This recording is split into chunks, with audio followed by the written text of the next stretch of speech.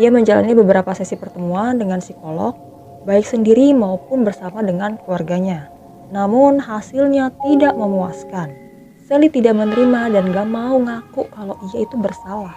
Akhirnya si Sally ini dititipkanlah ke keluarganya si ibu tiri, keluarganya si Starling.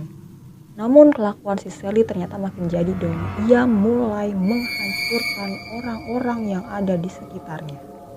Kegilaannya terus berlanjut hingga pada suatu hari ia itu menawarkan diri untuk mengasuh anak-anak tetangganya.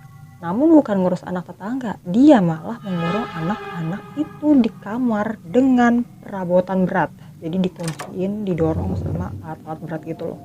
Ia pun bahkan berbohong dan menuduh kakek ataupun si orang tuanya si ibu tirinya itu telah melakukan kekerasan.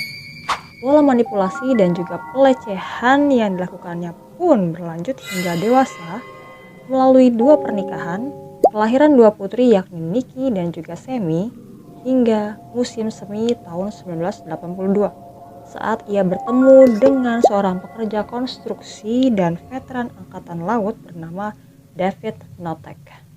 Inilah asal mula dia dipanggil Sally Teko-Teko-Tek.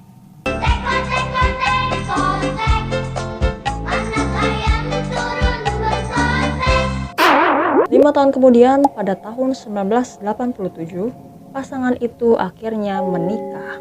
Tahun berikutnya, Sally Notek akhirnya menyambut korban pertama di rumah mereka. Inilah awal kisah gila si Teko-Teko-Tek ini.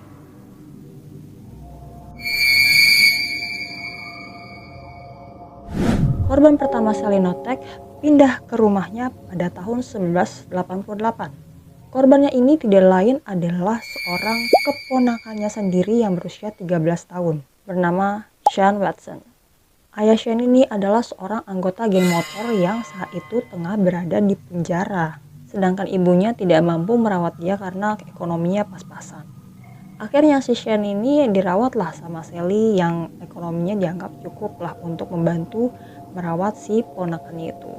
Namun tidak disangka bukannya dirawat, si Sean ini malah disiksa. Sally mulai menyiksa si Sean Watson hampir setiap hari. Ia menjuluki gaya teguran kasarnya itu kepada Sean sebagai berkubang yang ia gunakan untuk menghukum si Sean karena tidak melakukan hal-hal sepele yang ia mau. Nah, tindakan berkubang ini maksudnya si Sally ini nyuruh si Sean pergi keluar rumah, berdiri di tengah cuaca dingin tanpa mengenakan selai pakaian.